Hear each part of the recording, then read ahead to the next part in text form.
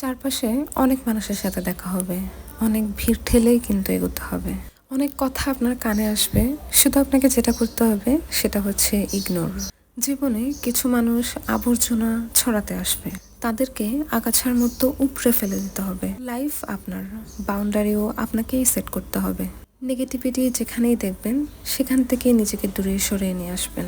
শুনতে খারাপ লাগলেও আপনার কাছের অনেক মানুষ আপনার খারাপ দেখতে চায়। তারা চায় সহানুভূতি নামক মলমের তলে কাটা ঘায়ে নুনের ছাটা দিতে। আপনি সিম্পলি সেই সুযোগটাই দিবেন না। অযথা তর্কে যাবেন না, অযথা কাউকে কোনো কিছু বোঝানোর প্রয়োজনও নেই। আপনার সামনে কেউ যদি বলে আপনি মূর্খ, তাই মেনে হেসে চলে আসুন।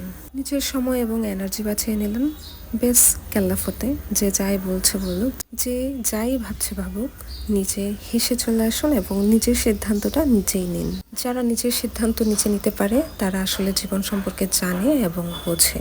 আপনাকে নিয়ে যখন তারা সমালোচনায় ব্যস্ত থাকছে, তখন আপনি গাছ লাগান, বই পড়ুন, মুভি দেখুন, ভালো ভালো খাবার খান, বেরিয়ে পড়ুন এবং নিজের পছন্দের জায়গায় ঘুরে আসুন।